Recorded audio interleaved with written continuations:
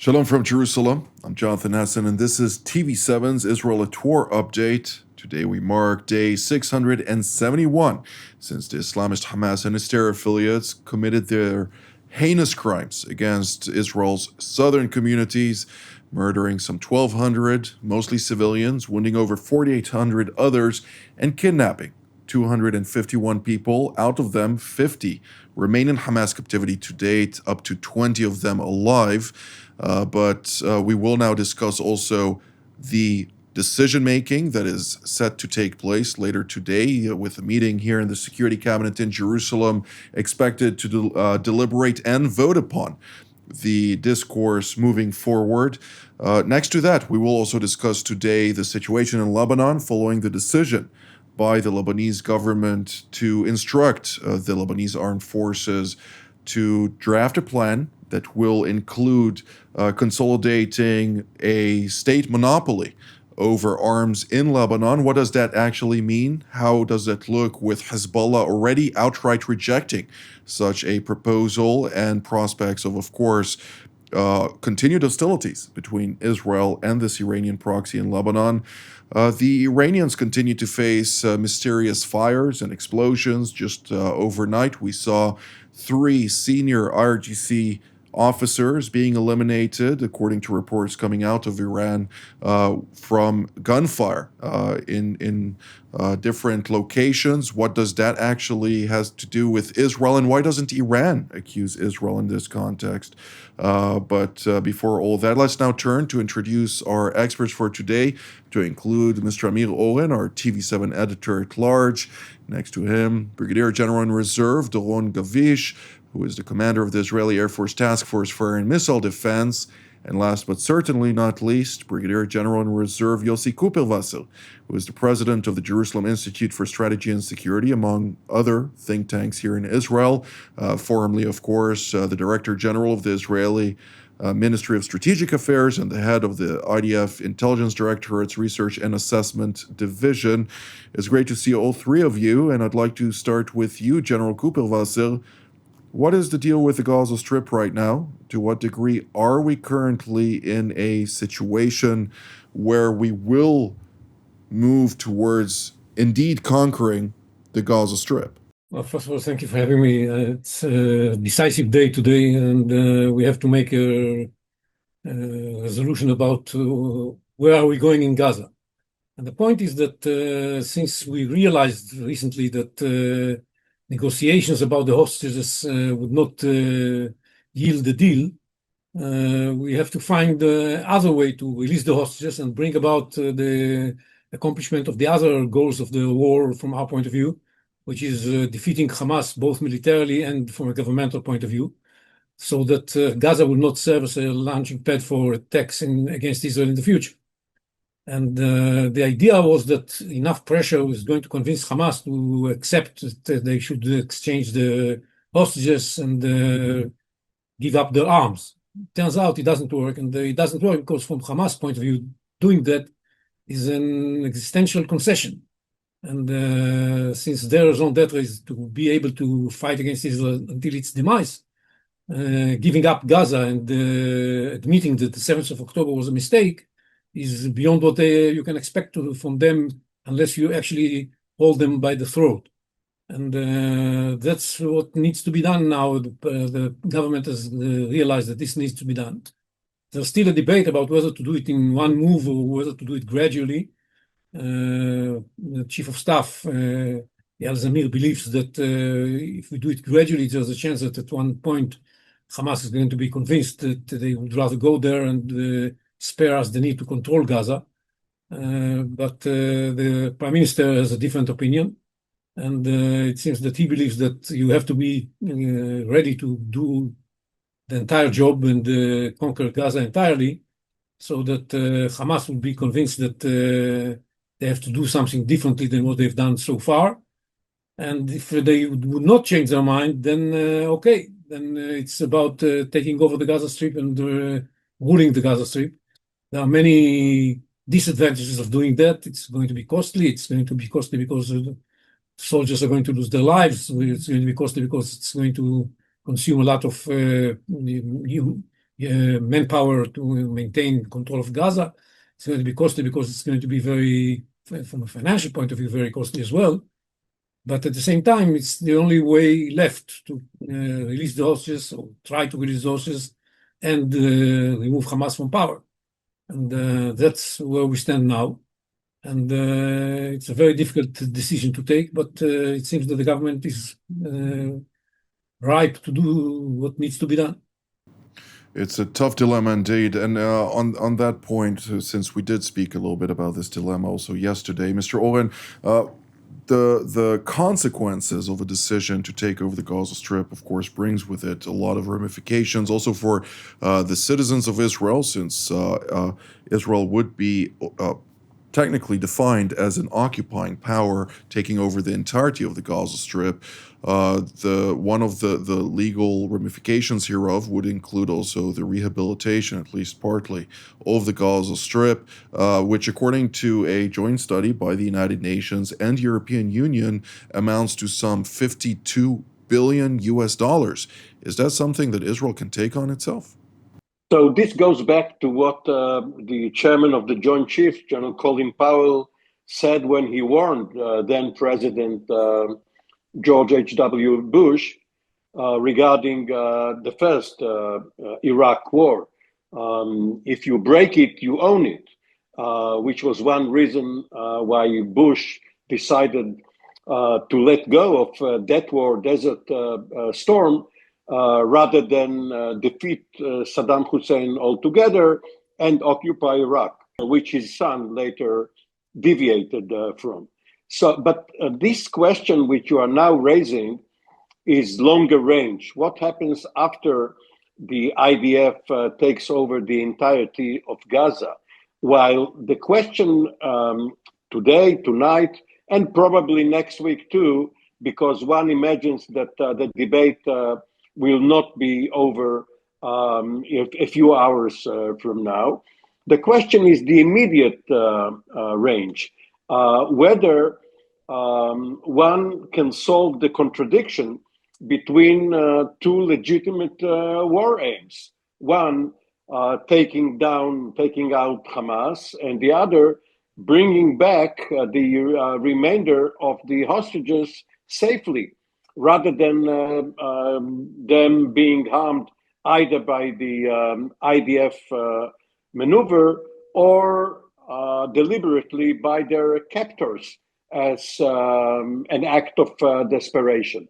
But if one focuses on the issue you are raising, yes, it's very tough because Israel would have to be in charge of food, medicine, water, sanitation, everything.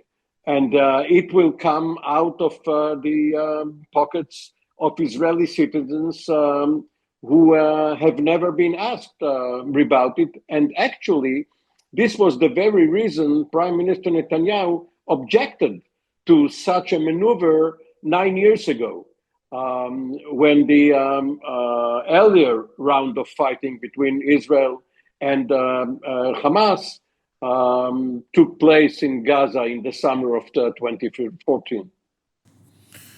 Indeed. Well, circumstances vary over time, and right now we are faced with a new reality at that.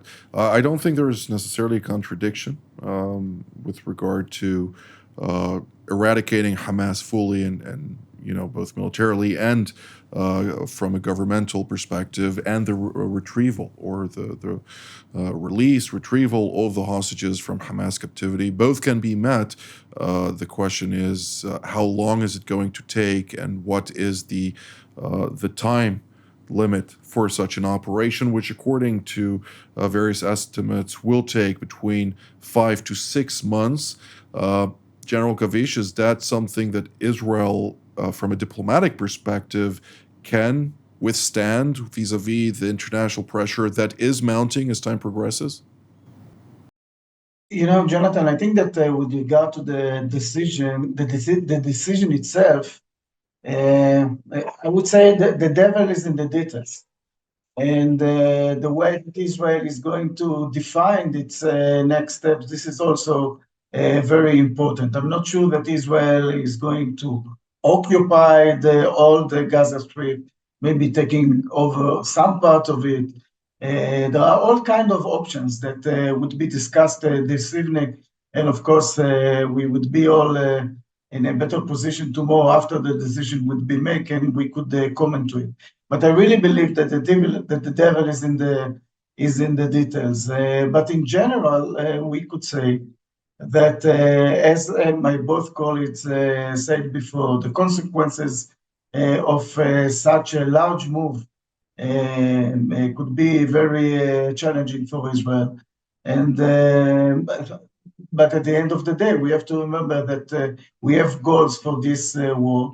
And we always have to ask ourselves what is the best way to get to those goals. You just mentioned the two of them. I would say that it might be that we are in a point that it is not only that we have a tension between those two goals, some of it could be clashing, and if we would go to a full scale into the whole Gaza Strip and the Gaza City, and so on, it might be that some of the hostages would be in risk, and this is something that after taking the decision, our leaders would have to convey the message to the people in a brave way, and to say why we took this decision, what is the best way that we believe that at the end of the day would bring us close to it, to a certain point with all the risks that have been taken.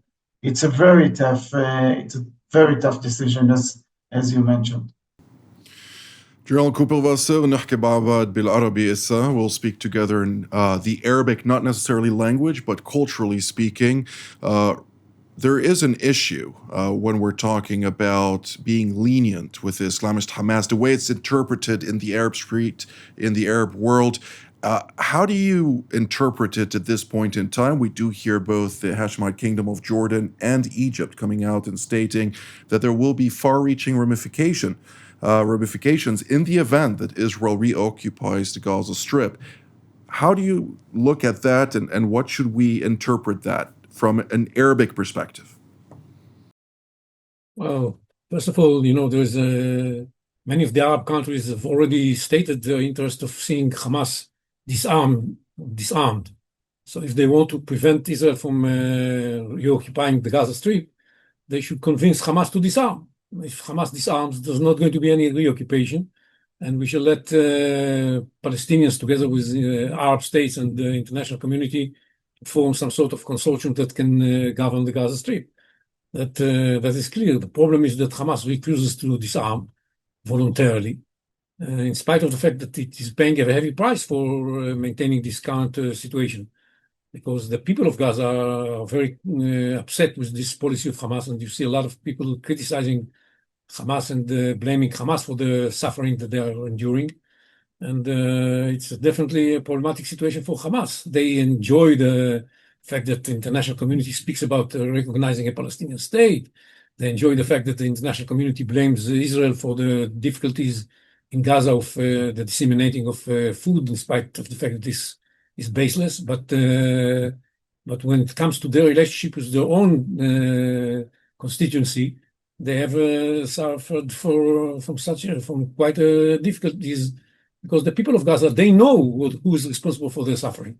In a way, I think what we have to tell the Arab states, not only that, convince Hamas to disarm, but also, listen, this effort that we are going to carry out now is for the better, also for not only for Israel. Of course, we wouldn't have done it if it's not going to be good for Israel, but it's also good for the people of Gaza. Once Hamas is not in government, then not in power, then there's a much better chance that the people of Gaza are going to be able to receive the food that is sent to them in an orderly fashion, and that some may start thinking about reconstruction. As long as Hamas is in power, there's not going to be a reconstruction. So they should have supported the move more than anybody else. But of course, they are against everything Israel is going to do. So it's regardless of what we do. And I hope that we shall be able, through the Americans and that support the Israeli move, convince both Egypt and Jordan that they shouldn't criticize the move. Absolutely. Well, that is an important point to make. The United States supports this move, one. Number two, Hamas can and must be defeated. And that is something that needs to remain in the understanding of decision makers, both here in Washington. Those who claim otherwise do not understand the Arab Street in the same fashion. It's a vigorous process. It's going to take time, but nonetheless, it is possible. To emphasize one thing, it's the reoccupation of Gaza by Israel, if it's going to happen, is going to be for a relatively short period of time. Definitely, from Israeli point of view, the shorter it is, the better it is. Absolutely. Well, Mr. Oren, Lebanon, the Lebanese state, as I mentioned in our opening, is, of course, instructing the military to consolidate state control over arms. How does that look like? And Hezbollah is already telling the both Prime Minister Nawaf Salam and the President Joseph Aoun, not going to happen. So that goes back to what you said a moment ago about the United States supporting Israel vis-a-vis Gaza. And by the way, a short time before we went on the air, President Trump published a message in which he says that now that the Iranian nuclear arsenal, we don't know that there was a real arsenal with weapons, but nevertheless, this is what the Trump message referred to. Now that the arsenal has been obliterated, the president, wants all the Middle Eastern countries to join the Abraim Accords, which means, first of all, that the Saudis will press for at least a path towards a Palestinian state. Never mind that Trump only a few days ago shot down this concept. And that Israel will find it difficult to undertake this 5 or 6 months campaign in Gaza while this is going on.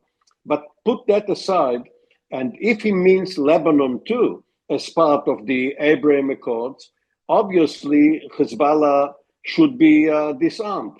There was a report out of Washington, and perhaps out of Beirut too, that what the Americans have been telling the Lebanese authorities is that if Hezbollah is indeed disarmed, the United States will keep Israel from hitting Lebanon or Hezbollah targets in Lebanon from then on. So it's all up in the air yet. Thank you, Mr. Owen. Well, with regard to the Saudis demanding a certain pathway for the Palestinians, would be limited to rhetoric. It won't be something that would require too much of an overture from Israel's side, since normalization between Saudi Arabia and Israel is a Saudi interest, not only an Israeli interest, not only an American interest. So we do need to put things into context.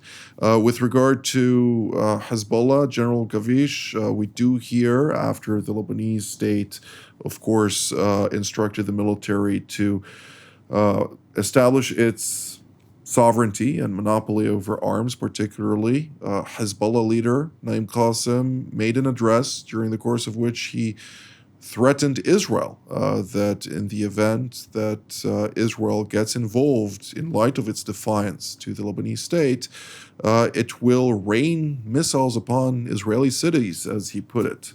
I'm skeptical, but nonetheless, at the same time, I do see a certain increase of tensions in recent weeks. What can you tell us about that? First of all, if there is a lesson that we've learned from the past is that we believe what our enemies are saying. We believe that they mean what they say, and we react. And I think this is one of the main changes when you look at the Israeli strategy. I've talked about it more than once, that one of the other pillars that added to it is the behavior of Israel national strategy is prevention. And I would suggest the Hezbollah to understand that we take seriously what they are saying. This is in general. The other thing that I would like to add with regard to what is happening with the Hezbollah, at the end of the day, we have to remember the Hezbollah is in its weakest points.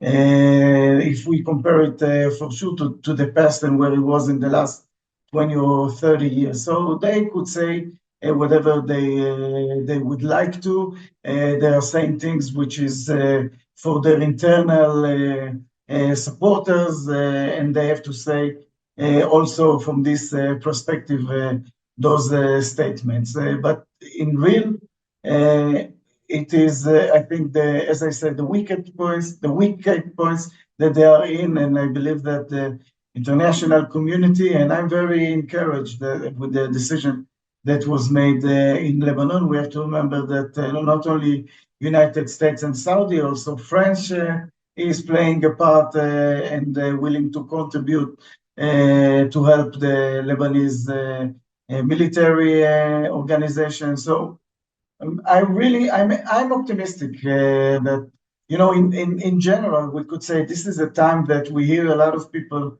which are not optimistic about what is happening, and we are in a bad situation and so on.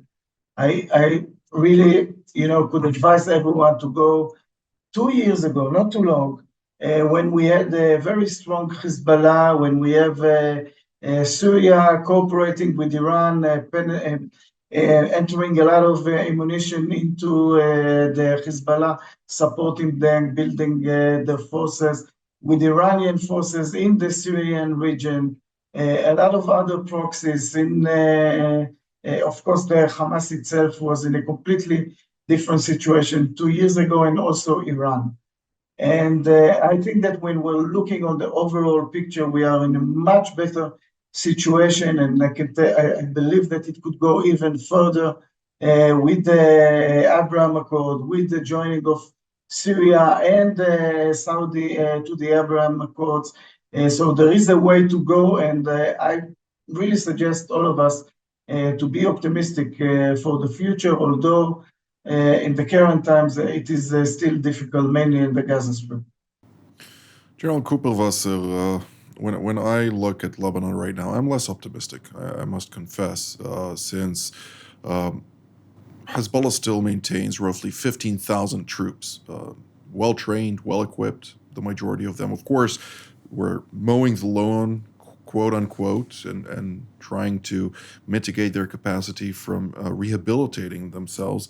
But nonetheless, when I look at the discourse right now and the chatter in Lebanon amongst the elites, they're speaking about the fact that bringing about the directive of the Lebanese government to the army would potentially turn into true chaos in Lebanon, and the best pathway for them to avoid such chaos would to somehow stimulate yet another cycle of confrontation between Israel and Hezbollah, weaken the Iranian proxy at least some more, if not much more, and then deal with this issue in a much better position. Is that a scenario that could evolve potentially? Well, first of all, there was already a round of armed conflict between us and Hezbollah that left Hezbollah deeply weakened and wounded, and they lost their command, and they lost much of their weapons, and they are much, much weaker than they were in the past. Maybe there is a need for another round, but I think the pressure is building on Hezbollah. I'm less optimistic than Doron, but I'm more optimistic than you are. It's somewhere in between. Because I think with this kind of leadership, it's going to be very difficult for Hezbollah to withstand the pressure that is building up. The problem is that the Americans are ready to put economic pressures on Lebanon, and Lebanon as a whole pays the price of the reluctance of Hezbollah to disarm. And this puts Hezbollah in a very problematic position where they don't have Syria to support it. They don't have Iran to support it the way they used to in the past. The situation is really bad. And the leadership of Naim Qassem doesn't seem to be very charismatic and convincing. So it's a tough time for Hezbollah. Whether the Americans are going to be wise enough, together with the administration of Joseph Aoun, it's hard to say.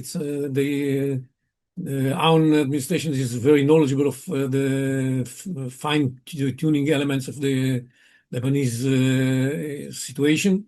I'm not sure that the Americans are as knowledgeable, but the pressure is building up, and there's room to be optimistic. Much also depends on building trends. If, as President Trump is going to be successful in bringing Saudi Arabia, bringing other countries to build momentum of normalization, it's going to be even more difficult for Hezbollah to block the possibility of improving relations between Lebanon and Israel, something that probably Aoun and now Salam are interested in, and we'll see how this develops. They're definitely interested in easing the economic pressures, and on the other hand, I must say that when you spoke about chaos in Lebanon, Lebanon and chaos is almost synonymity. So they're not afraid of chaos. They know how to live in chaos. But they don't want to go back there, and that's the big incentive that Aoun and Salam have when they approach Hezbollah. Indeed. Well, they know how to live in chaos. I'm not sure that they're not afraid of chaos because they've experienced so much of it. But nonetheless, this country that was established, or the strip of land following the massacres against the Christians in 1860, going down memory lane in history, I mean, it's not the same country, and the country of the early 20th century that was defined as Swiss d'Orient or Paris d'Orient with regard to Beirut. It's a devastating country with great people, many of them, but very evil people at that. And as you mentioned, Naim Qassem is not Hassan Nasrallah. He does not have the tools at his disposal or the characteristics to encourage the Iranian proxy into a path of triumph or victory. And it seems like the people who were in the audience, so to speak, in his various speeches are showcasing very grim faces. So it really shows how they're concerned about their own future, and that is also something that needs to be taken into the calculus. I'd like to immediately thank General Kupelwasser, Mr. Oren, and General Gavish for all of your valuable insights. I'd like to thank all of you at home as well. Until our next edition, from here in Jerusalem, Shalom.